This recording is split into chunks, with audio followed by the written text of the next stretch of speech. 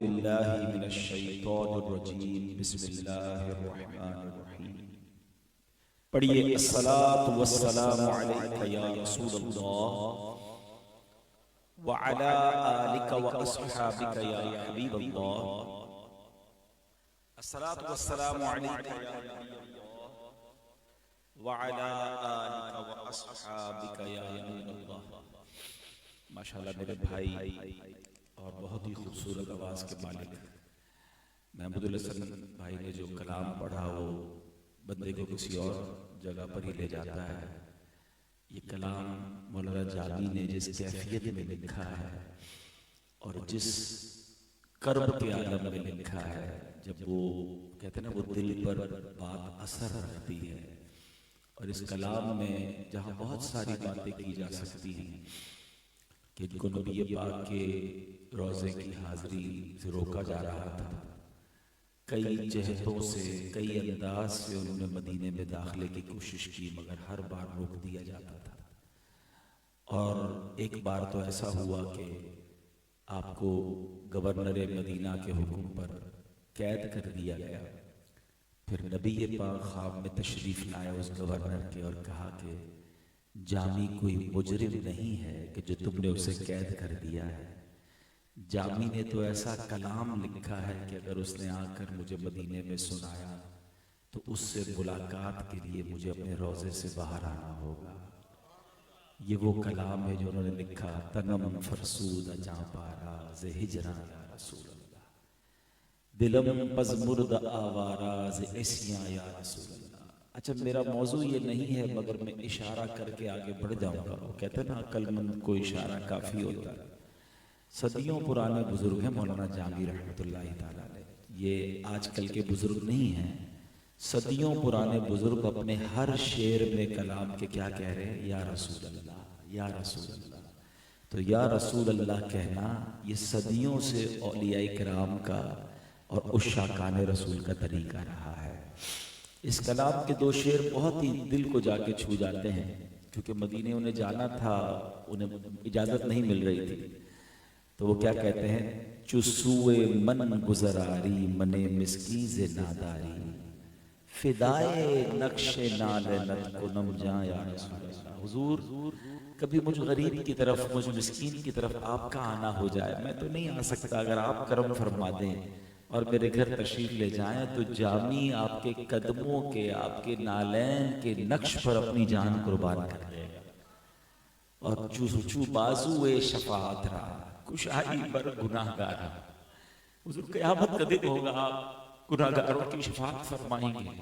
اللہ نے یہ آپ کو مقام محمود عطا فرمایا ہے، مگر حضور چو بازوئے شفاعت را کشائی بر گناہ گارا مکن محروم جامی را دراں یا رسول اللہ۔ حضور اس دن اپنے غلام جامی کو بھول نہ جائیے گا، اس دن کہیں میں شفاعت سے محروم نہ رہ جاؤں۔ تو آپ نے اس کیفیت میں یہ کلام لکھا ہے، اور کہتے ہیں نا کہ کچھ کلام وہ ہے جو شعراء لکھتے ہیں کہ بارگاہ رسالت میں مقبول ہو جائے، یہ وہ کلام ہے جو دربار رسالت میں مقبول ہو چکا ہے۔ اللہ اس ختم قرآن کی محفل میں، اس قرآن پاک کے ختم کی محفل میں، اور پھر امام جامی کے اس کلام کی برکت سے اللہ ہم سب پر اپنی رحمتوں کی بارش نازل فرمائے، ہم سب کو اسی سال حج بھی نصیب فرمائے، مدینے کی حاضری بھی جلد نصیب فرمائے۔ میں دیکھ رہا ہوں ماشاءاللہ مہمانوں کی آمد ہو رہی ہے، کچھ کرسیاں ہیں اور کچھ زمینی نشست ہے، تو جو نوجوان ہیں اللہ نے جن کو صحت دی ہے وہ اگر زمین پر آ جائیں تو بزرگ جو آئیں گے ان کو سیڑھیوں کرسیوں کی ضرورت رہے گی، تھوڑا آگے بھی آ جائیں، جگہ تھوڑی کم پڑ رہی ہے، آگے آ جائیں، اور جو ماشاءاللہ بیٹھ سکتے ہیں زمین پر وہ آ جائیں، ایثار کی نیت سے کہ بعد میں ہمارے بزرگ آئیں تو ان کو چیئرز جو ہے وہ ایزیلی اویلیبل ہو جائیں گی۔ الحمدللہ آج ہر سال کی طرح اس سال بھی 6 روزہ تراویح یہاں پڑھی گئی، ختم قرآن ہوا۔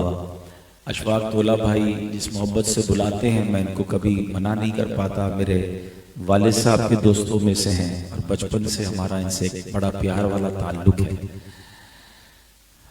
اللہ کریم یاد رہے کہ جہاں ختم قرآن ہوتا ہے نا، یہ دعاؤں کی قبولیت کا وقت ہوتا ہے. جب بھی ختم قرآن ہوگا تو اب دعائیں قبول ہوگی. تو انشاءاللہ ہم آج اللہ سے دعا کرتے ہیں کہ یہاں ہم سب کی حاضری بھی قبول فرمائے, حافظ صاحب کا پڑھنا قبول فرمائے, سننے والوں کا سننا قبول فرمائے. درود پاک پڑھنے کے بے شمار فضائل و برکات ہیں. کل جمعہ کا دن ہے, کل ماہ رمضان کا پہلا جمعہ ہے. Always be conscious on the day of Friday. ایک بات یاد رکھیے گا, جمعے کا دن جب بھی آئے وہ بڑا امپورٹنٹ ہوتا ہے. اس کی امپورٹنس اس بات سے سمجھیے کہ اللہ نے اس ایک دن کی فضیلت اور امپورٹنس کو بیان کرنے کے لیے قرآن میں پوری سورہ جمعہ نازل فرمائی ہے. اور پھر رمضان میں جب جمعہ آ جائے تو وہ نور علی نور ہو جاتا ہے. جمعے کی ایک نیکی 70 نیکیوں کے برابر ہوتی ہے, اور رمضان میں تو یہ اجر کتنا بڑھا دیا جاتا ہے کہ نفل کا ثواب فرض کے برابر, فرض کا ثواب 70 ٹائمز. تو اب کل آ رہا ہے پہلا جمعہ, ٹھیک ہے, تو ہمیں کل کا دن اور آج کی رات, ہم بڑے لکی ہیں کہ شب جمعہ ہمیں ختم قرآن کی محفل مل گئی, اللہ رسول کا ذکر مل گیا. تو کل کا دن بھی آپ نے عبادت میں گزارنا. اور جمعے کی عبادتوں میں ایک بڑی خاص عبادت یہ ہے, بڑی خاص نیکی یہ ہے کہ بندہ خوب درود پاک پڑھے. جمعے کے دن کے درود پڑھنے کی فضیلتیں الگ سے نبی پاک نے بیان فرمائی. حدیث جو میں آپ کو سنانے جا رہا ہوں, میرے آقا علیہ الصلوۃ والسلام فرماتے جس نے جمعہ کے دن نماز عصر ادا کی, پھر اپنی جگہ سے اٹھنے سے پہلے 80 بار یہ درود شریف پڑھا, اللہم صلی علی محمد النبی الامی وعلی آلہ وصحبہ وسلم تسلیما, تو اس کے 80 برس کے گناہ بخشے جاتے ہیں اور 80 سال کی عبادت لکھی جاتی ہے. اچھا, یہ تو ایک فضیلت ہے. ایک بڑی مشہور حدیث ہے جس کا مضمون ہے کہ جو جمعہ کے دن 200 بار درود پاک پڑھے اس کے 200 برس کے گناہ معاف کر دیے جاتے ہیں. تو پلیز رمضان میں جتنا ہو سکے نیکیاں کمائیے. آج کل یہاں کاروباری لوگ بیٹھے ہیں ماشاءاللہ, خود اشفاق بھائی فائنانس سے تعلق رکھتے ہیں, چارٹرڈ اکاؤنٹنٹ سے تعلق رکھتے ہیں, آپ لوگ حساب کتاب والے لوگ ہیں. تو حساب کتاب والے لوگ ایک چیز بڑی غور کر رہے ہوتے ہیں کہ بھائی کون سا ٹائم صحیح انویسٹمنٹ کا ہے, کون سا ٹائم زیادہ پروفٹ کا ہے.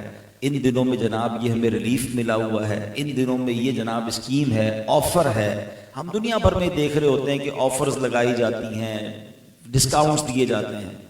آپ کو پتہ ہے رمضان میں کیسی آفر لگی ہوئی ہے؟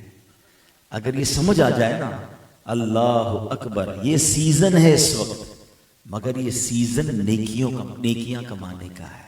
یہ سیزن اللہ کو راضی کرنے کا ہے. میں اور آپ 11 مہینے عبادت کر کے وہ نیکیاں نہیں کما سکتے جو ہم ایک رمضان میں کر سکتے ہیں. اور یہی نبی پاک نے انڈرسٹینڈ کروانے کی کوشش کی. پیارے آقا علیہ الصلوۃ والسلام کی ایک حدیث ہے, آپ فرماتے ہیں اگر میری امت کو پتہ ہوتا رمضان کیا ہے وہ تمنا کرتے کہ سارا سال ہی رمضان. ایک جگہ میرے آقا علیہ الصلوۃ والسلام فرماتے جس کا مضمون ہے کہ 11 مہینے تمہارے ہیں, اللہ نے ایک مہینہ اپنے لیے خاص کر لیا ہے. 11 مہینے تم کھاؤ پیو لذت اٹھاؤ, مگر رمضان اللہ کا مہینہ ہے. رمضان کے معاملے میں اللہ سے ڈرو. What is the meaning of ڈرو؟ کیوں؟ کیونکہ رمضان میں کہیں اللہ کی نافرمانی نہ ہو جائے. سرکار دو عالم صلی اللہ علیہ وسلم کا رمضان میں بی بی عائشہ فرماتی رنگ مبارک تبدیل ہو جاتا تھا, متغیر, چینج ہو جاتا تھا, خوف خدا چہرے سے طاری ہوتا تھا. بھائی یہ تو رحمت کا مہینہ ہے. بتایا کہ اس لیے کہ نبی پاک کو یہ خوف لاحق ہوتا تھا کہ اس مہینے میں جو حق بندگی ہے کہیں اس کو ادا کرنے میں کوئی کوتاہی نہ ہو جائے. نبی پاک کمر بستہ ہو جاتے عبادت کے لیے, بستر پر کم آتے تھے, گر گڑا کر دعائیں مانگتے تھے. روز جبریل امین آتے تھے اور نبی پاک کے ساتھ قرآن کا دور فرماتے تھے. نبی پاک سخاوت فرماتے تھے. یہ 4-5 کام یاد کر لیں جو پیارے آقا نے رمضان کیسے گزارا. تو یہ 5 چیزیں ہمیں یاد ہونی چاہیے کہ نوافل کی کثرت تھی, دعاؤں کی کثرت تھی, سخاوت تھی, اور پیارے آقا علیہ السلام جو ہے ان دنوں میں خوب نوافل پڑھتے تھے, تلاوت قرآن کثرت سے کرتے تھے. یہ 4-5 کام ہم بھی اپنی شیڈول میں بنائیں نا. اور پھر سب سے مین چیز جو ہے جو میں اپنے بیان سے شروع میں کرنا چاہ رہا تھا, بات وہیں چلی گئی, کہ ایک فارمولا یاد کر لیں جب بھی دن، مہینہ، وقت یا مقام، پلیس اور ٹائم اگر مقدس ہوگا نا، سیکرڈ ہوگا، تو اس وقت یا اس مقام پر جا کر اللہ کی نافرمانی کی پنشمنٹ بھی زیادہ ہوگی۔ اس کو بہت آسانی سے میں آپ کو سمجھا دیتا ہوں۔ مثال کے طور پہ کوئی روڈ پہ گناہ کر رہا ہے، غلط ہے، مگر مسجد کے اندر آ کر وہی گناہ کرے تو آپ کیا کہیں گے؟ یار خدا کا خوف کرو، اللہ کے گھر میں ہو، ٹھیک ہے نا؟ کوئی پاکستان میں غلط کام کرے، اٹس بیڈ تھنگ، مگر وہی مکے میں جا کے کرے تو سیویریٹی کیا ہو جاتی ہے کہ مکے میں ایک نیکی 1,00,000 نیکی کے برابر، اور ایک گناہ 1,00,000 گناہ کے برابر ہو جاتا ہے۔ تو ہمیں یہ غور کرنا ہے کہ جب مقام تبدیل ہوتا ہے، جب پلیس تبدیل ہوتی ہے اور مقدس ہوتی ہے، تو اس وقت اللہ کو ناراض کرنا یہ شدید عذاب کو دعوت دیتا ہے۔ بالکل اسی طرح ماہ رمضان، ذرا امیجن کریں کہ ماہ رمضان میں ہم پر مہربانی کتنی بڑی کی گئی ہے۔ اگر میں آپ سب سے سوال کروں کہ ہم سب کو بہکانے والا، گناہوں کی طرف لے جانے والا کون ہے، تو کون ہے؟ شیطان ہے نا۔ شیطان ہی بند کر دیا، یعنی چیلنج ہی ختم کر دیا نا۔ یعنی ہوتا دنیا میں کیا ہے؟ بڑا چیلنج، زیادہ انسینٹو۔ اگر آپ یہ ٹارگٹ اچیو کریں گے تو آپ کو جناب یہ فائدہ ہوگا۔ لاجیکلی تو یہ ہوتا کہ یہ اعلان ہوتا کہ بھائی شیطان کی پاور بڑھا دی گئی ہے، آپ پر زیادہ اٹیک کرے گا، اب آپ نیکیاں کرو گے تو ثواب بھی زیادہ ملے گا۔ ایسا ہے ہی نہیں، شیطان ہی بند کر دیا۔ یعنی کوئی اینیمی نہیں ہے ہمیں بہکانے کے لیے، اب کرو نیکیاں میرے بندوں اور رحمتیں لوٹتے جاؤ۔ اور پھر رمضان میں کوئی گناہ کرے، پھر رمضان میں کوئی اللہ کو ناراض کرے تو اس کی پنشمنٹ کیا ہے؟ کہ سرکار دو عالم صلی اللہ علیہ وسلم نے فرمایا کہ جو رمضان میں گناہ کرے اس کے 1 سال کے اعمال برباد کر دیے جاتے ہیں۔ تو ہمیں جہاں رمضان میں نمازیں پڑھنی ہے، تراویح پڑھنی ہے، دعائیں کرنی ہے، اچھے کام کرنے، وہاں ایک چیز کو نہیں بھولنا ہے کہ اس مہینے میں گناہ نہیں کرنے، اس مہینے میں اللہ کو ناراض نہیں کرنا۔ وہاں زیادہ سخت سزا ہے اس کی کہ اے میرے بندے، تجھے سارے راستے دے دیے، ہر وقت تجھ پر رحمت برس رہی ہے، روزانہ افطار کے وقت 10 لاکھ گناہگار بخشے جا رہے ہیں۔ اس وقت ہم جو یہاں بیٹھے ہیں نا، ویسے ہی جمعرات کی رات تو بھری مراد ہوتی ہے، ورنہ رمضان کی تمام راتوں میں رحمت کا فرشتہ یہ ندا دیتا ہے کہ ہے کوئی مانگنے والا، اس کی دعا قبول کر لی جائے، ہے کوئی توبہ کرنے والا، اس کی توبہ قبول کی جائے، ہے کوئی سوالی، اس کا سوال پورا کیا جائے۔ پورا سال میں اور آپ کیا کرتے ہیں؟ یا اللہ سن لے، یا اللہ ہماری دعا قبول کر لے، اے اللہ میں پریشان ہوں۔ رمضان میں ادھر سے آفر ہے، مانگ لو میں دینے والا ہوں، تمہاری جھولی بھرنے کے لیے ہوں۔ اور ان راتوں کو جو ضائع کرتے ہیں، ان راتوں کو جو برے کاموں میں گزارتے ہیں، پلیز رمضان اس لیے نہیں آیا۔ آج کل کیا ہو رہا ہے؟ میں کیا جانتا ہوں، مجھ سے زیادہ آپ جانتے ہوں گے۔ ماشاءاللہ بڑی آج تو بڑا اچھا لگ رہا ہے کہ ہم یہاں موجود ہیں، لیکن کیا سب جگہ ایسا ہو رہا ہے؟ رمضان کی راتوں میں جو پلاننگز ہو رہی ہیں، کہیں رمضان ٹورنامنٹ، ارے رمضان کے نام سے ٹورنامنٹ، یہ رمضان آیا تو کرکٹ کھیلنا ایکسٹرا ہو گیا راتوں کو۔ یہ راتیں تو عبادت کے لیے آئی تھی۔ فلاں نائٹ میں کہنا نہیں چاہ رہا، ایک بھائی نے مجھے ایک اسکرین شاٹ بھیجا، میں اس لیے نہیں کہہ رہا کیونکہ انہوں نے پھر معذرت بھی مجھ سے کر لی، کیونکہ غلطی سے لگتا ہے مجھے آ گیا تو میں تو پھر بہت زیادہ میں نے جو کہنا تھا کہا۔ وہ ایک ایسی نائٹ بنا رہے تھے رمضان میں کہ میں حیران ہو گیا کہ آپ کیا کر رہے ہیں، آپ کس ٹرینڈ کو فروغ دے رہے ہیں؟ کہہ رہے ہم جوا نہیں کھیلیں گے، یہ تو جناب بس ایسی بیٹھنے کا بہانہ ہے۔ میں نے کہا آپ رمضان میں تلاوت نائٹ ہونی چاہیے تھی، دعا نائٹ ہونی چاہیے تھی، توبہ نائٹ ہونی چاہیے تھی، تفسیر نائٹ ہونی چاہیے تھی۔ آپ یہ کون سی نائٹس رمضان میں لا رہے ہیں اور یہ ٹرینڈ بنا رہے ہیں؟ آپ مر جاؤ گے، مرنے کے بعد یہ ٹرینڈ باقی رہے گا، ہم کدھر جائیں گے؟ خیر ان کو احساس ہو گیا تو اس لیے میں اس نائٹ کا نام نہیں لیتا، کیونکہ ہو سکتا ہے وہ میسج آپ کو بھی بہت ساروں کو آیا ہوگا۔ تو پھر انہوں نے مجھے کہا کہ میں سوری کرتا ہوں۔ میں نے کہا مجھ سے سوری نہ کریں، اب اللہ سے سوری کریں اور خدا کے واسطے چینج کریں اس ٹرینڈ کو۔ تو بہرحال اللہ کرے کہ اس رمضان کو ہم اللہ کی رضا میں گزارے۔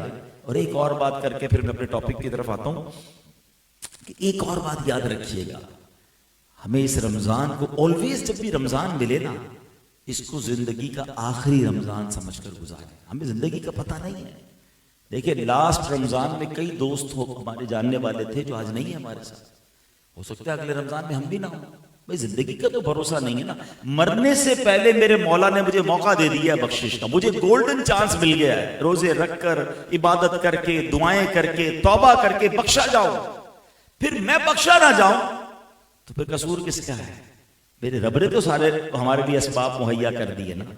اور یہ اسی پھر اتنی ساری بلیسنگز کے بعد ہی تو وہ دعا ہے نا جو آپ نے سنی ہوگی کہ جبریل امین نے دعا کی تھی کہ یا اللہ جو رمضان کو پائے اور اپنی مغفرت نہ کروا سکے تو وہ ہلاک ہو جائے. دعا کون کر رہا ہے؟ فرشتوں کے سردار. اور آمین کس نے کہا؟ نبی پاک علیہ السلام نے اس دعا پر آمین کہا کہ رمضان پا کر بھی کوئی نہیں بخشا گیا تو وہ برباد ہو جائے. یہ رمضان بخشوانے آیا ہے. اللہ کرے کہ اس کی ایک ایک لمحے کو ہم قیمتی سمجھیں اور عبادت میں گزاریں. ایک اور بات کر لیتا ہوں کہ 6 روزہ تراویح, 7 روزہ تراویح, 10 روزہ تراویح, اٹس گڈ, اوکے, مگر اس میں 2 پرابلم. ایک پرابلم تو یہ ہے کہ جو بھی اس کے منتظمین ہیں ماشاءاللہ تو خیال رکھتے ہیں, ویری گڈ, کہ جب 5, 6, 7 روزہ تراویح ہوتی ہے تو قرآن بہت اسپیڈ سے پڑھا جاتا ہے. قرآن پڑھنے کے اپنے احکام ہیں. ہمیں قرآن اگر واقعی زیادہ سننا ہے ساری رات پڑھیں, کوئی پرابلم نہیں, لیکن ہم قاری صاحب کو یا اپنے حافظ صاحب کو اس بات کی عرض کریں کہ حضور ہم 15-20 منٹ اور کھڑے ہو جائیں گے, آپ نے سکون سے پڑھنا ہے. ہاں یہ ہمارا پرابلم ہے, یہ امام صاحبان کا پرابلم نہیں ہے. ہمیں مسجد بھی وہ اچھی لگتی ہے, ہمیں حافظ بھی وہ اچھی لگتا ہے, جلدی پڑھا دے. او ہو ہمارے یہاں تو 1 گھنٹے میں تراویح فارغ, ہمارے یہاں 45 منٹ میں فارغ, ریس لگائی بھی ہے. کون سا ایوارڈ جیتنا ہے بھائی؟ قرآن سننا ہے نا, آدھا پارا سن لے بھائی, سوا پارا نہیں سننا, آدھا سن لے, لیکن پراپر سنیں. قرآن سنیں تو میری آنکھوں سے آنسو بہیں, میرے دل پر اثر ہو, سمجھ ہی نہ آئے کیا پڑھا جا رہا ہے. اور پھر جتنا زیادہ قرآن 5 روزہ 7 روزہ میں زیادہ پڑھا جاتا ہے تو بالکل ہونا چاہیے, اس میں کوئی پرابلم, میں اس کو منع نہیں کر رہا, مگر اس میں پھر ٹائم لمٹ نہ رکھیں, پھر سکون سے پڑھیں, اللہ کا کلام کھو جائیں اس کے اندر. وہ اس سے اچھی رات کون سی جو اللہ کی بارگاہ میں تلاوت سننے میں خرچ ہو جائے, نمبر 1. ایک اور پرابلم یہ ہونے لگ گیا کہ 5 روزہ 7 روزہ 10 روزہ تراویح کے بعد لوگوں نے سمجھا تراویح پوری ہو گئی, اب چھٹی, ڈسکاؤنٹ, اب باقی دن کوئی تراویح نہیں پڑھنی. ایسا نہیں ہے. تراویح سنت موقدہ ہے اور ہمیں چاند رات جب تک چاند نظر نہیں آئے گا جب تک ہم نے پڑھنی ہے. چاند نظر آ گیا تو اس رات نہیں پڑھیں گے, ٹھیک ہے نا. اور اس کی نیکیاں کتنی ہیں, اللہ اکبر. ہر سجدے پر حدیث پاک میں آتا ہے کہ رمضان میں ہر سجدے پر 1500 نیکیاں ہیں. ہر سجدے پر جنت میں ایک سرخ یاقوت کا گھر عطا فرمایا جائے گا. ہر سجدے پر جنت میں ایک درخت عطا کیا جائے گا. اب ذرا غور کریں کہ صرف 20 رکعت تراویح پڑھے تو 60,000 نیکیاں, 60 جنت کے گھر اور 60 جنت کے درخت. حدیث پاک میں سنا رہا ہوں, آپ کے نبی کی آپ کو حدیث سنا. تو اب سچ بتاؤ پھر 12 اور 8 پڑھ کے کیوں بھاگنا چاہیے؟ پھر تو پوری پڑھنی چاہیے. ان کے تراویح کے بعد بھی کچھ مزید نوافل اللہ توفیق دے تو سحری میں تہجد پڑھ لیں اور سجدے کر لیں. تو اللہ کرے کہ بس عبادت کا جذبہ مل جائے. چونکہ ختم قرآن کی محفل ہے تو میں قرآن پاک کی سب سے پہلی وہ آیت جو نازل ہوئی اور اس کا سینیریو جو تھا نا وہ بڑا امیزنگ ہے. بہت کچھ اس میں سیکھنے کو ہے اور ایک بڑی عظیم ہستی کا اسی ضمن میں ہم ذکر بھی کر لیں گے جن کا یوم آنے والا ہے. قرآن پاک کی اگر میں آپ سے بھی پوچھوں تو آپ کو بھی سمجھ آ جائے گا کہ سب سے پہلی آیت جو نازل ہوئی وہ کون سی تھی, مگر وہ نازل کس سینیریو میں ہوئی ذرا پہلے میں وہ بتانا چاہتا ہوں. بخاری شریف کی حدیث جس کا میں مضمون بیان کروں گا. ماجرا یہ تھا کہ نبی پاک علیہ السلام کی عمر مبارک 40 سال ہو چکی تھی. ربیع الاول کے مہینے سے وحی کے آثار ہونا شروع ہو گئے تھے. وہ اس طرح کہ نبی پاک علیہ السلام کو سچے خواب دکھائے گئے. پیارے آقا کو پہلے سٹارٹ کیسے ہوا کہ سچے خواب آتے تھے. آپ نبی پاک جو بھی خواب دیکھتے تھے فوراً ویسے کا ویسے ہی ہو جاتا, ہو بہو ویسا ہی ایگزیکٹلی رزلٹ آتا تھا. تو یہ کافی دنوں تک چلتا رہا معاملہ. کم و بیش 6 ماہ اسی طرح گزرے. اب آپ کے دل میں تنہائی کی محبت ڈال دی گئی. اللہ کی یاد میں آپ اپنے گھر والوں سے دور غار حرا میں جا کے رہتے تھے. آپ وہاں دن گزارتے تھے, وہاں رات گزارتے تھے. اور بی بی خدیجہ الکبریٰ رضی اللہ تعالیٰ عنہ کچھ کھانے پینے کا سامان لے کر وہاں پہنچ جایا کرتی تھی. اور یہ جو مہینہ نبی پاک نے وہاں گزارا, یہ بھی اس لیے آپ کو عشق والی ایک بات بتا دوں کہ یہ رمضان کا مہینہ تھا. یہ جو ہم روزے رکھتے ہیں نا, یہ روزے نبی پاک کی غار ہرا میں گزاری گئی جو روٹین تھی، یہ اس کی یاد ہم منا رہے ہیں۔ پیارے آقا دن میں کچھ کھاتے پیتے نہ تھے، روزہ رکھتے، رات عبادت میں گزارتے تھے۔ اللہ کو اپنے محبوب کی رمضان میں یہ ادا ایسی پسند آئی کہ ساری امت پر روزے اور رات کے قیام کا حکم آ گیا۔ رات قیام کر کے عبادت کریں، دن میں روزہ رکھیں۔ اب کیا ہوا، نبی پاک کچھ دنوں بعد گھر تشریف آتے، پھر بی بی خدیجہ کچھ سامان کھانے پینے کا دے دیتی، سامان دیتی، اب پھر غار ہرا چلے جاتے۔ کافی دن تک یہ سلسلہ رہا۔ رمضان کی 17ویں شب آ گئی۔ اب 17ویں شب کیا ہوا کہ نبی پاک غار ہرا میں ہی موجود تھے کہ جبریل امین فرشتوں کی جو سردار ہیں وہ غار ہرا میں حاضر ہوئے، اور اس وقت پارہ 30 سورہ علق کی ابتدائی چند آیتیں نازل ہوئی۔ یہ فرسٹ ٹائم ایسا ہوا تھا کہ نبی پاک کی جبریل امین سے ملاقات ہوئی تھی، اور یہ پہلی بار ایسا ہوا تھا۔ اچھا، اب آیتیں کیا ہیں؟ اقرا بسم ربک الذی خلق، خلق الانسان من علق، اقرا وربک الاکرم الذی علم بالقلم، علم الانسان ما لم یعلم۔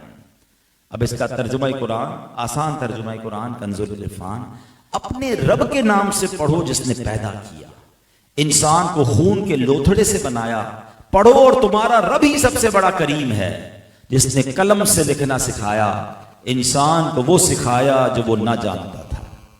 اب ذرا انڈرسٹینڈ کیجئے گا واٹ واز دا سینیریو۔ یہ قرآن نازل ہونا یہ کوئی مذاق کی بات نہیں ہے۔ قرآن کا بوجھ، قرآن کی ہیبت، قرآن کی عظمت خود قرآن بیان کرتا ہے۔ قرآن کیا فرماتا ہے؟ لو انزلنا هذا القرآن على جبل لرأيته خاشعا متصدعا من خشیۃ اللہ۔ یہ قرآن کیا کہتا ہے اپنے بارے میں؟ اگر ہم یہ قرآن کسی پہاڑ پر اتارتے تو ضرور تم اسے جھکا ہوا اور اللہ کے خوف سے پاش پاش پاتے، یعنی پہاڑ بھی اس کو اٹھا نہ پاتا، اس کے ریزے ریزے ہو جاتے۔ اب مجھے بتائیں اس پوری دنیا میں پہاڑ سے زیادہ اسٹرانگ چیز کیا ہے؟ پاکستان نے کئی سالوں پہلے ایٹمی جو تجربہ کیا تھا وہ کہاں کیا تھا؟ کسی پہاڑ کے اندر ہی کیا نا۔ وہ پہاڑ پھر بھی باقی رہا، ٹھیک ہے، اس کا بتاتے رنگ بدل گیا۔ بڑے بڑے والکینوز پہاڑ کے اندر ہوتے ہیں، بڑے بڑے پہاڑ ہیں دنیا میں، کتنی طاقت ہوتی ہے پہاڑ میں، مگر قرآن کہتا ہے اگر ہم کسی پہاڑ پر بھی اس کو نازل کرتے نا تو وہ پاش پاش ہو جاتا۔ اب مجھے بتائیے پھر دنیا میں جگہ کون سی بچتی ہے جہاں قرآن نازل کیا جاتا؟ اٹ مینز قلب مصطفیٰ صلی اللہ علیہ وسلم کو وہ پہلے طاقت بخشی گئی۔ اور یہ بھی یاد رہے جنہوں نے ماشاءاللہ کو سیرت مصطفیٰ کو پڑھا ہوگا، نبی پاک کے سینہ اقدس کو 4 بار اوپن کیا گیا ہے۔ آپ کی زندگی میں شق صدر 4 بار ہوا۔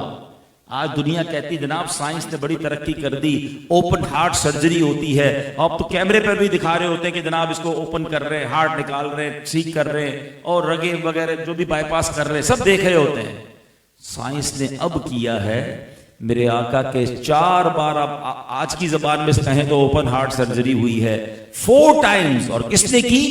فرشتوں نے کی، اور ایک تو بچپن میں ہوئی جب بی بی حلیمہ سعدیہ کے پاس تھے۔ علماء اس کی بڑی پیاری وجہ بیان کرتے ہیں کہ اس وقت شق صدر وہ کیا ہوتا تھا؟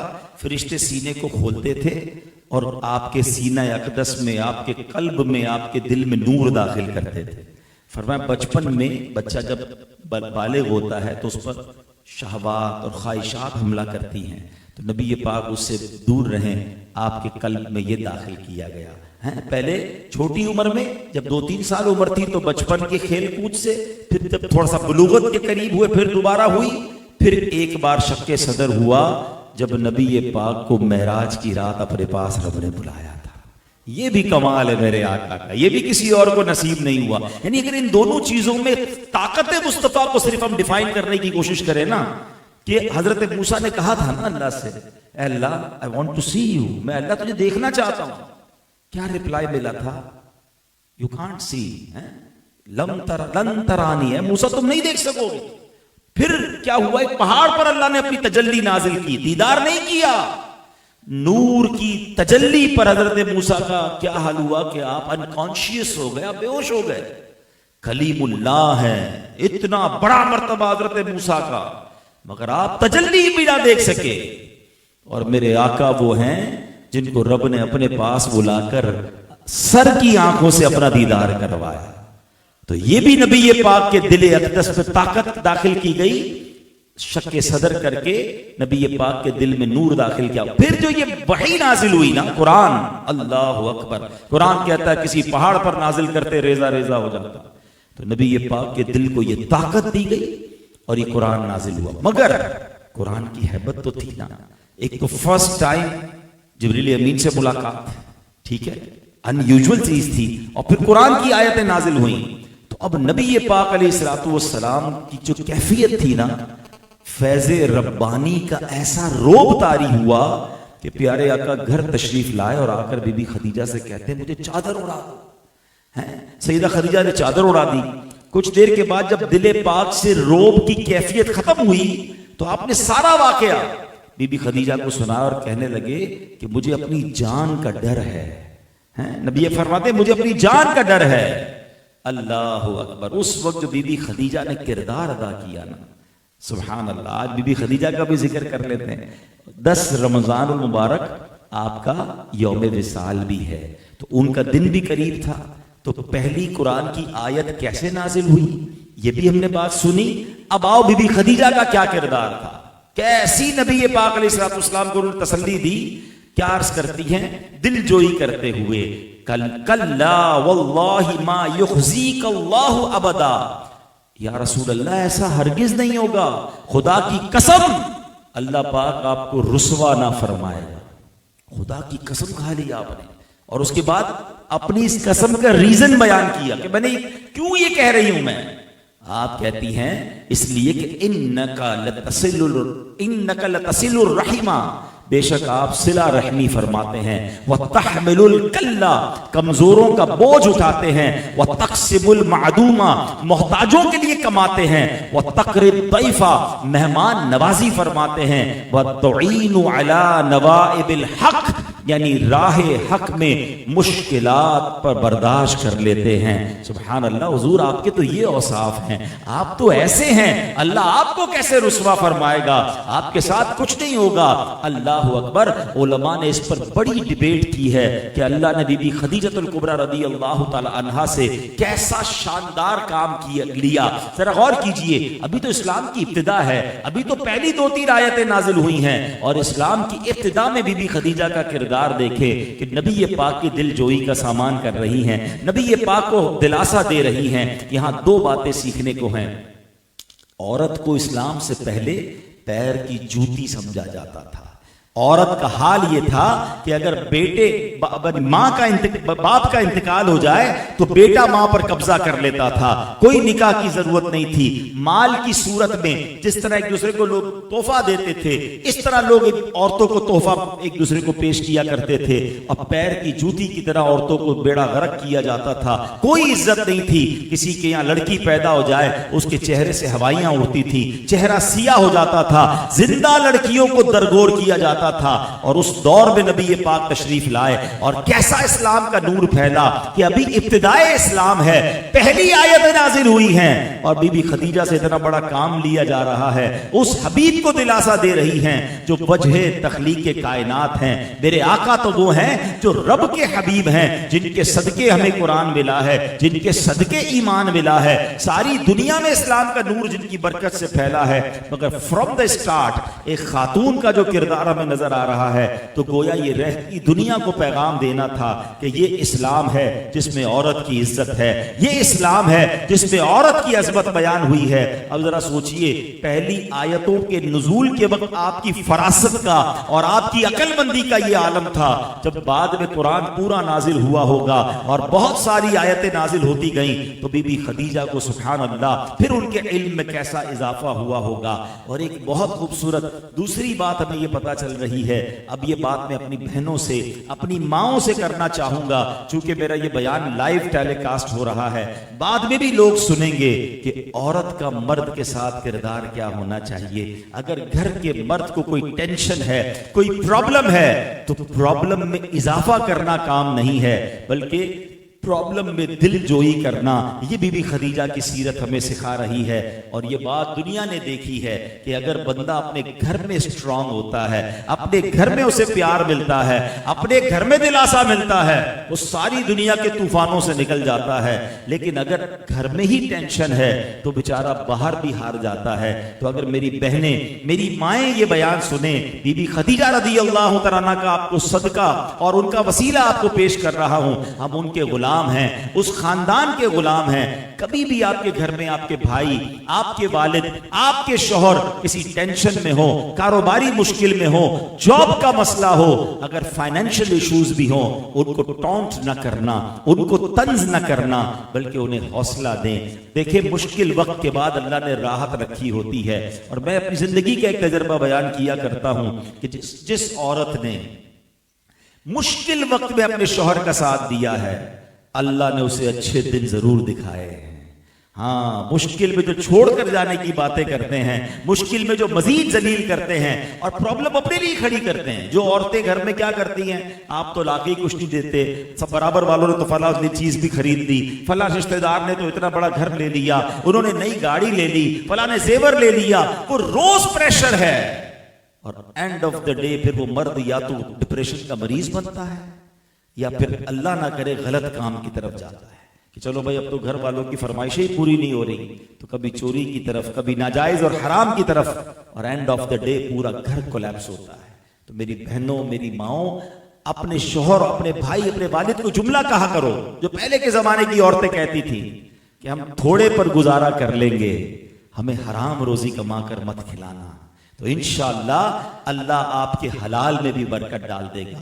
बीबी खदीजतुल कुबरा रज़ी अल्लाह तआला अन्हा वो अजीम हस्ती हैं। याद रखिएगा कि आप इस्लाम में सबसे पहले, औरतों में सबसे पहले ईमान लाने वाली खातून बीबी खदीजतुल कुबरा रज़ी अल्लाह तआला अन्हा है। अच्छा, फिर सबसे पहले नबी पाक के बाद किसी ने नमाज अदा की है तो बीबी खदीजतुल कुबरा रज़ी अल्लाह तआला अन्हा हैं, क्योंकि नमाज का हुक्म जब जिब्रील अमीन लेकर आए और नबी पाक को प्रैक्टिकल वुजू और नमाज पढ़ के दिखाया, तो नबी पाक ने वो काम फिर बीबी खदीजा को बताया।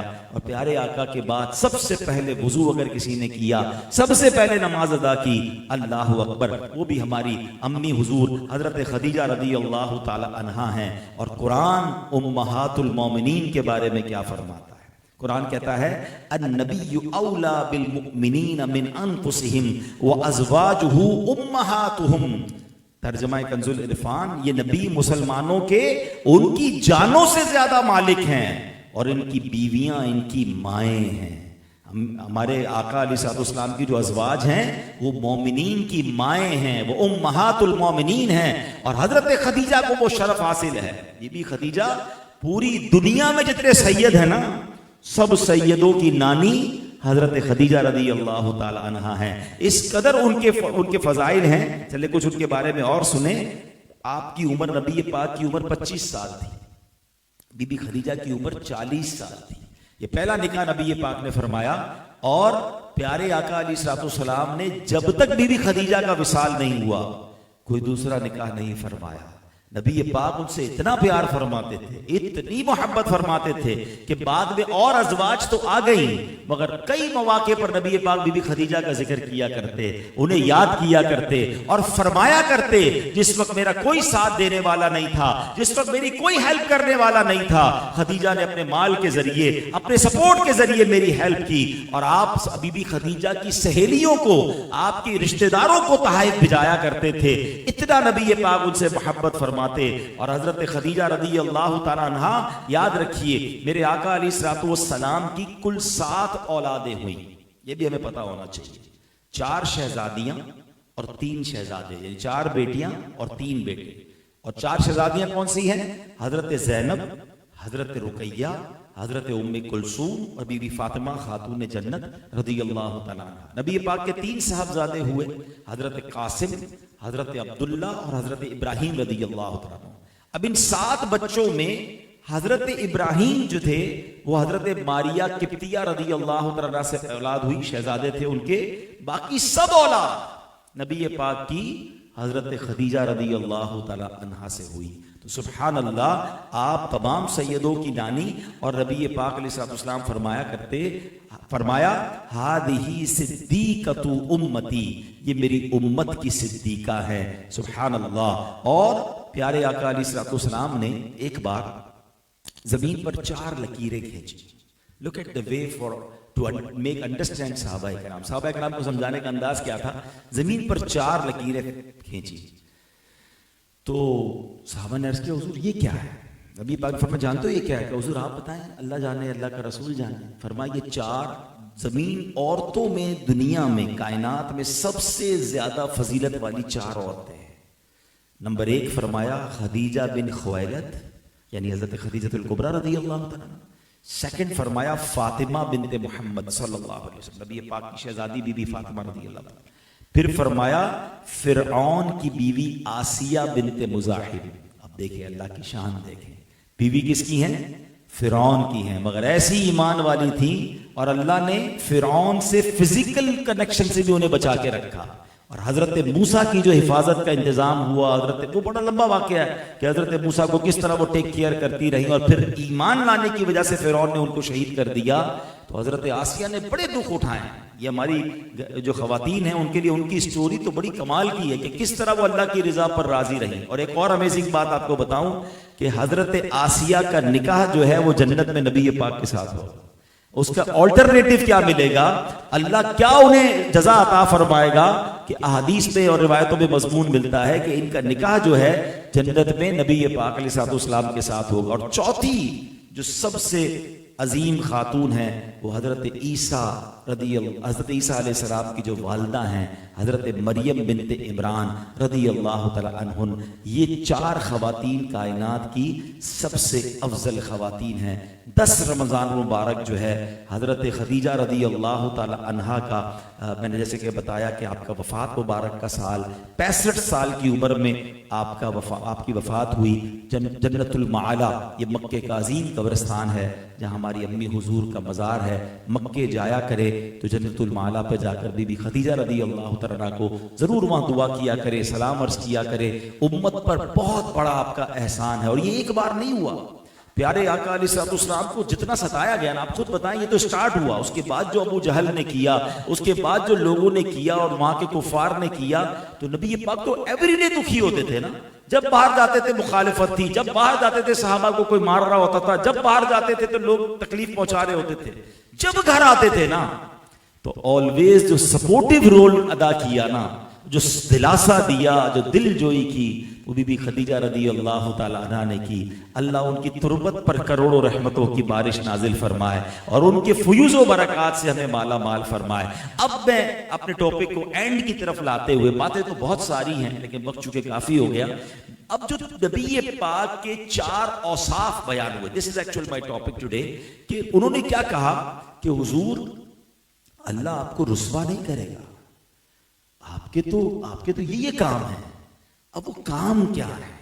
اگر میں اور آپ دنیا اور آخرت میں رسوائی سے بچنا چاہتے ہیں نا، تو اپنی روٹین میں، اپنے ہیبٹس میں، اپنے کریکٹر میں ان کاموں کو مجھے اور آپ نے شامل کرنا ہے، کیونکہ یہ نبی پاک کا خوبصورت انداز تھا. بی بی خدیجہ کیا کہتی ہیں؟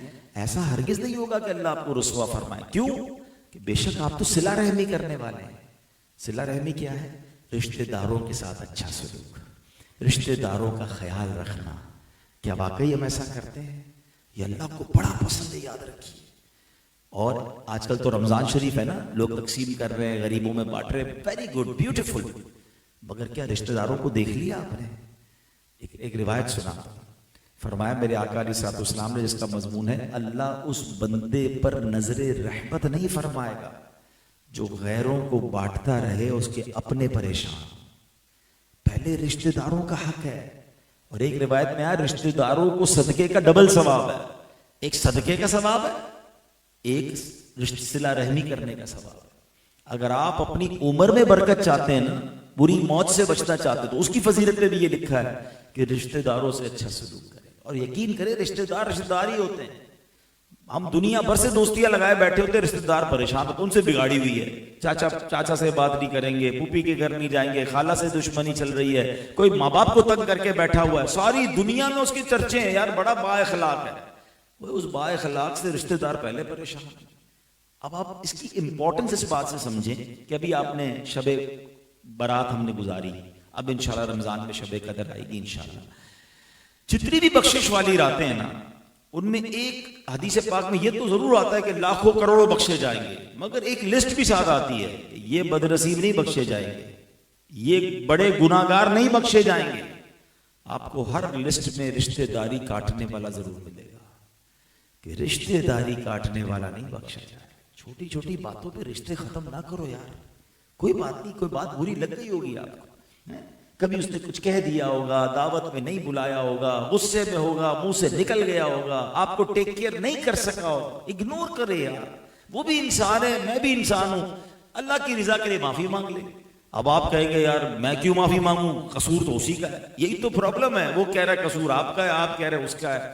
وہ ہماری بیمنی کا ایک جملہ ہے، جو نمیوں وہ اللہ کے گمیوں، آپ جھک جاؤ یار اللہ کی رضا کے لیے، چلو بھائی ختم کرتے ہیں، معاف کر دو، اللہ کی رضا کے لیے دوستی کر لو، صلہ رحمی کرنے والے سے اللہ بھی راضی، اس کی حبیب بھی راضی، تو میں اس رضا کی خاطر آپ سے دوستی کرنا چاہتا ہوں۔ تو دل بڑھا کر کے رشتے ملائیں، تھوڑی سی لائف ہے، دشمنیاں پال کر اگنورنس کے ساتھ زندگی کیوں گزارتے ہیں، محبتیں بانٹیں، پیار دیں۔ 5000 میرے فیس بک فرینڈ ہیں اور ذرا رشتہ دار ناراض ہیں، بھائی بہن سے دوستی نہیں ہے، قریب وہ آتے نہیں ہیں۔ اب بلیو کریں، اللہ نہ کرے کسی دن بستر پر پڑے نا بیمار ہو کر، تو بستر کے قریب بھائی بہن ہی ہوں گے تو آئیں گے، یہ سوشل میڈیا کے فرینڈ نظر بھی نہیں آئیں گے، ہم ان کے چکر میں ان کو خراب کر رہے ہیں۔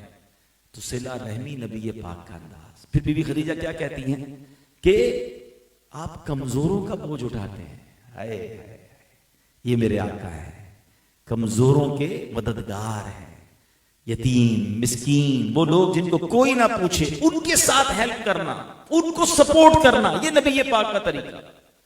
مگر آج جو ہو رہا ہے ہمارے سامنے، کمزور کو تو کہتے جتنا دبانا ہے دبا دو، کیا بگاڑ لے گا، بسل کے رکھ دیں گے اس کو، نوکر ہے ہمارا، ملازم ہے، رشتہ دار غریب ہے، اس کی کیا حیثیت ہے، ابھی ایک فون کروں گا تو اس کو اٹھا کے لے جائیں گے، میرے سامنے کون بات کر سکتا ہے۔ ملازم کے وہ بیچارہ غریب آدمی ہے، جو منہ میں آتا ہے بول دیتے ہیں، اس کو پتا ہے غریب جاب تو چھوڑ کے جائے گا نہیں، اس کو دوبارہ نوکری کہیں ملے گی نہیں، وہ گالیاں سنتا رہتا ہے سیٹ کی، بیچارہ رات میں رات کو روتا بھی ہوگا۔ یہ انداز نہیں ہے، بے شک وہ غریب ہے، بے شک وہ کمزور ہے، مگر وہ بندہ رب کا ہے، میرے اور آپ میں کوئی اس پہ فرق نہیں ہے۔ ہاں ایک حدیث سناتا ہوں، میرے آقا فرماتے ہیں من آذا مسلمن، ٹرائی ٹو انڈرسٹینڈ، اس حدیث میں کوئی سیگریگیشن نہیں ہے کہ کسی نے اپنے مالدار مسلمان کو تکلیف دی یا کسی نے پیسے والے کو تکلیف دی، کسی نے طاقتور کو تکلیف دی، نو، ٹوٹل من آذا مسلمن، کسی بھی مسلمان کو اگر کسی نے تکلیف دی، actually I am going for translation, من آذا مسلمن، جس نے کسی مسلمان کو تکلیف دی، فقط آذنی، فقط آذانی، اس نے مجھے تکلیف دی۔ پھر آگے فرمایا جس نے مجھے تکلیف دی وہ ایسا ہے جس سے اس نے اللہ کو تکلیف دی۔ ایک مسلمان کو تکلیف دینا بات کدھر تک جا رہی ہے، مگر ہم سمجھتے ہیں میں روزے میں تھا یار، منہ سے نکل گیا، ابھی ہو رہا ہے، مجھے اندازہ ہے، میں بھی 2-4 دن پہلے کسی بلڈنگ میں گیا تو ہم لفٹ پہ نیچے اتر رہے تھے، تو اس میں 2 صاحب تھے اور وہ عصر کے بعد کا ٹائم تھا اور لفٹ میں لگی ہوئی تھی نا فرسٹ کلاس، تو میں نے اپنے بھائی داس میں نے کہا بھائی خاموش رہنا، یہ افطار سے پہلے سب سے ڈر ہی لگ رہا ہوتا ہے، جس کو روزہ لگتا ہے نا پھر اگلے کی خیر ہی نہیں ہوتی ہے۔ بھائی آپ کو روزہ لگا یہ آپ کا پرابلم ہے، آپ نے پور صبح سے پانی نہیں کھایا، چائے نہیں پی، آپ کو سگریٹ کی عادت تھی، آپ کو ٹینشن ہے، آپ کسی کو تو نہ اس سے تو افطار نہ کر لینا، لیکن ادھر نہیں ہے ٹینشن، کسی کو فکر ہی نہیں ہے کہ کسی کا دل ٹوٹتا ہے تو ٹوٹ جائے۔ بیوی کے ساتھ جو آج کل ہو رہا ہوگا، افطار میں بیچاری کو کوئی لیٹ ہو گیا، شربت ٹھنڈا نہیں ملا، سموسے گرم نہیں ملے، بھائی وہ بھی انسان ہے یار، کمپیوٹر سے تھوڑی شادی کی ہے۔ ہونا تو یہ چاہیے تھا کہ ہم اپنے گھر والوں کو بھی کہیں 10-15 منٹ پہلے سب ختم کرو، آؤ دعا کرتے ہیں۔ ارے افطار کا وقت تو دعاؤں کا وقت ہے، روزانہ 10 لاکھ گناہگار بخشے جا رہے افطار کے وقت، اور ہمارے دسترخوان پر افراتفری ہے، سموسے کدھر ہیں تو وہ کدھر ہے تو دہی بڑے کدھر ہے، ابھی تک یہ چیز نہیں آئی۔ ارے مانگنے کا ٹائم ہے یار، پھر کھا لینا تھوڑی دیر بعد، افطار پانی سے بھی ہو جائے گا، دعائیں نہیں ملیں گی افطار والی بات میں. خدا کی قسم سارا سال یاد کرو گے کہ یار افطار کی دعا کا کیا لطف ہوتا ہے. کھانا پینا ہم نے رمضان کو بنا دیا ہے, تو نرمی لائیں اپنے اندر, معافی لائیں اپنے اندر, کمزوروں کا ساتھ دیں. میں نے کئی بار بیان میں جملہ کہا ہے, پھر کہہ دیتا ہوں. پنجاب میں گیا تھا ایک بار, تو ایک جملہ سیکھ کر آیا. وہ پنجابی لوگ بڑا پیارا جملہ کہتے ہیں مضبوط آدمی سے نہ ڈرو, ماڑے آدمی سے ڈرو. اب ماڑا کہتے ہیں کمزور. میں نے کہا یہ کیوں کہہ رہے ہیں کمزور سے ڈرو؟ لوگ تو مضبوط آدمی سے ڈرتے ہیں, طاقتور گارڈز ہوں, سپورٹ ہو اس کا. کیا کمال کا جواب ملا. کہتے ہیں بھائی مضبوط آدمی تو اپنا بدلہ خود ہی لے لے گا, کمزور تم سے بدلہ تو نہیں لے سکے گا, مگر اللہ کی بارگاہ میں ہاتھ اٹھا دے گا. اور فریاد ادھر جو ہے نا اس کی ڈائریکٹ پہنچ جانی ہے. اللہ تو کمزوروں کا ساتھ دے, تو دنیا نہیں دیتی نا ساتھ, اللہ تو مظلوموں کا ساتھ ہے نا, ساتھ دینے والا ہے. ظالم کا تو بیڑا غرق ہو جائے گا. تو میں آپ کو چلے مشورہ دیتا ہوں, بھائیوں والا مشورہ دیتا ہوں. کبھی آپ کو اپنی لائف میں یہ محسوس ہونا یار چلتے چلتے گاڑی ڈسٹرب ہو گئی ہے, بالکل ٹھیک صحت تھی, کوئی پرابلم نہیں, اچانک بیماریاں ہونے لگ گئی. یار فیملی میں بڑا پیار تھا, اچانک جھگڑے ہونے لگ گئے. کاروبار گوئنگ ویری گڈ, بزنس میں کوئی گڑبڑ لاس ہونے لگ گیا ہے. تو میں آپ کو مشورہ دوں گا, پہلے چیک کر لو کسی کا دل تو نہیں دکھایا, کسی کی ہائے تو نہیں لے لی. کیونکہ جب ہائے لگتی ہے نا سب کچھ برباد ہو جاتا ہے, چلتا کچھ تباہ ہو جاتا ہے. پلیز زندگی ایسی گزارو, ہم دعائیں لینے والے بنے, ہم ہائے لینے والے نہ بنے. اور یہی نبی پاک کا انداز ہے کہ آپ کمزوروں کا ساتھ دینے والے ہیں. کبھی کسی کمزور کا ہاتھ پکڑ لو یار, کھڑا کر دو اس کو, سپورٹ کرو. کسی کو جاب پہ لگا دیں, کسی کو کاروبار کروا دیں, کسی کو تکلیف میں اس کے چہرے پہ مسکراہٹ لے آئے. اگر کہہ دیا ہے نا, میری ان تمام باتوں میں اگر کسی کو یاد آ رہا ہے تو اس پہ شرمانا نہیں, معافی مانگ لینا. اپنے ملازم سے مانگنی پڑے تو مانگ لینا, اپنی بیوی سے مانگنی پڑے تو مانگ لینا. کسی کا بھی دل دکھایا ہے نا, اگر کوئی پرابلم نہیں, ادھر مانگ لو, معافی تلافی ہو جائے گی. ادھر مانگنا ادھر نہیں ہوگی, ادھر تو پھر نیکیاں دینی پڑیں گی نا. ظالم کو تو پھر اس کا حساب دینا پڑے گا. تو بڑا دل کر کے معافی مانگو. مجھے اچھی طرح یاد ہے ایک بار میرا اسی طرح کا ایک بیان تھا. ایسی بزنس مین بیٹھے تھے, تو ایک مل اونر بھی بیٹھے تھے. معافی پر ہی بات ہوئی, اللہ کی رضا کے لیے معافی مانگ لینی چاہیے. اس مل اونر کا مجھے دوسرے دن یا تیسرے دن فون آیا, کہتا ہے میں بیان سن کر گیا, اس وقت سے میرے دماغ میں چل رہا تھا. میں نے اسی دن بیان والے دن ہی شام کو اپنے ایک مینیجر یا اپنے ایک امپلائی کو خوب سنائی تھی, اور سب کے سامنے سنائی تھی. اب میں رات بھر سوچتا رہا کہ یار میں نے اس کا بہت دل دکھایا. میں ہمت میری نہیں ہو رہی تھی کہ میں ڈائریکٹر آف دا کمپنی اور میں اپنے امپلائی سے معافی کیسے مانگوں. بولا آپ کا بیان سنا, بس کنفیوز چلتا رہا, سر پہ بڑا بوجھ تھا. آج ہمت کر کے میں نے اس کو بلایا اور میں نے اس کو معافی مانگ لی. اس سے کہتے میرے سر سے بہت بڑا بوجھ اتر گیا, آپ کا بہت شکریہ, میرا یہ مسئلہ حل ہو گیا. اچھا کیا انہوں نے, ہمت کی, تو مانگ لینی چاہیے. انشاءاللہ اس سے آپ کو ایک تو اللہ نے چاہا دل میں روحانیت ملے گی, اور آخرت کی تکلیف سے ہم بچ جائیں گے. نبی پاک کا ایک اور کمال کیا تھا, بی بی خدیجہ فرماتی ہیں محتاجوں کے لیے کماتے ہیں. یعنی محتاجوں کو ہیلپ کرنے کے لیے پیارے آقا اپنا مال خرچ کرتے تھے. یتیموں کے بارے میں نبی پاک کے بڑے کمال کے فرمان ہیں. آپ فرماتے ہیں جس کا مضمون ہے کہ میں اور یتیم کی کفالت کرنے والے قیامت کے دن اس طرح ہوں گے. جنت میں نبی پاک اپنے ساتھ لے جائیں گے, 2 انگلیاں ملا کر فرمایا بہترین دسترخوان وہ ہے کہ جس دسترخوان پر یتیم ہوتا ہے. بدترین لوگ وہ ہیں یا بدترین گھر وہ ہے جہاں یتیم ہو اور اس کے ساتھ برا سلوک کیا جاتا. حدیث پاک میں آتا ہے جس کا مضمون ہے جو کسی یتیم کے سر پر ہاتھ پھیرے محبت اور شفقت کے ساتھ, سر پر جتنے بال ہیں اتنی نیکیاں ملیں گی. ہاتھ پھیرنے پر اتنا ثواب ہے تو کھانا کھلانے پر, اچھا کپڑے پہنانے پر, اس کو ٹیک کیئر کرنے پر کتنا ثواب ہوگا. میں آپ کو مشورہ دیتا ہوں, آپ یتیموں کا کچھ نہ کچھ پورشن اپنے ذمہ لے لیجئے. الحمدللہ ہماری دعوت اسلامی پورا مدنی ہوم یتیم خانہ بنا رہی ہے. آپ یہ سوچیں نا, میرے 4 بچے ہیں, 5 بچے ہیں, 3 بچے ہیں, یا 3 گھر میں پل رہے ہیں, میں 2 یتیموں کا بھی خرچہ اٹھا لیتا ہوں. وہ کھائیں گے, پیئیں گے, انشاءاللہ تعلیم حاصل کریں گے, مجھے نیکیاں ملیں گی, تاکہ یہ فضیلت مجھے حاصل ہو جائے. تو نبی پاک کے پیارے اسلامی بھائیو یہ انداز ہیں. تو ماہ رمضان میں ایکچولی ہمیں اپنے آپ کو پیوریفائی کرنا ہے. کھانا پینا روکنا ہی صرف روزہ نہیں ہے. حدیث پاک کا مضمون ہے کہ جو بندہ جس کو رمضان گناہوں سے نہ روک سکے اس کے بھوکا پیاسا رہنے کی اللہ کو کوئی ضرورت نہیں ہے. بھوکے پیاسے تو ہیں مگر سارے غلط کام چل رہے ہیں. جیسے میں نے بیان کے شروع میں کہا کہ رمضان میں گناہ نہیں کرنا ہے، تو آنکھ کا بھی روزہ ہے، زبان کا بھی روزہ ہے، کان کا بھی روزہ ہے. حرام سننا نہیں ہے، حرام بولنا نہیں ہے، حرام دیکھنا نہیں ہے، ہاتھ سے کوئی حرام کام کرنا نہیں ہے. یہ روزہ ہے نا، تو پھر انشاءاللہ اس کی برکتیں ملیں گی. تو اے میرے پیارے اسلام بھائی، مختصراً میں نے آج قرآن کی پہلی آیت کس سینیریو میں نازل ہوئی، قلب مصطفیٰ کو اللہ نے کیسی طاقت عطا فرمائی، اور وہ عظیم خاتون جن کا دن اگلے کچھ دنوں بعد آنا ہے ان کا ذکر خیر بھی ہوا. اللہ ہم سب کو آج کی اس محفل کی برکت عطا فرمائے، جو باتیں سنی اسے یاد رکھنے اور اس پر عمل کرنے کی توفیق عطا فرمائے. بیان کے شروع میں نے ایک بات کہی تھی کہ میرے آقا رمضان میں خوب سخاوت فرماتے تھے، تو آپ بھی اللہ کی راہ میں خوب خرچ کریں. زکوٰۃ کا ٹائم آ گیا تو پوری دیں، اس میں ڈنڈی نہ ماریں. یہ بھی میرا ایک ایکسپیرینس ہے کہ جب تک زکوٰۃ ہزاروں لاکھوں میں بنتی ہے نا تو لوگ نکال دیتے ہیں. جب زکوٰۃ کروڑوں میں بننے شروع ہوتی ہے نا، اصل امتحان جب شروع ہوتا ہے.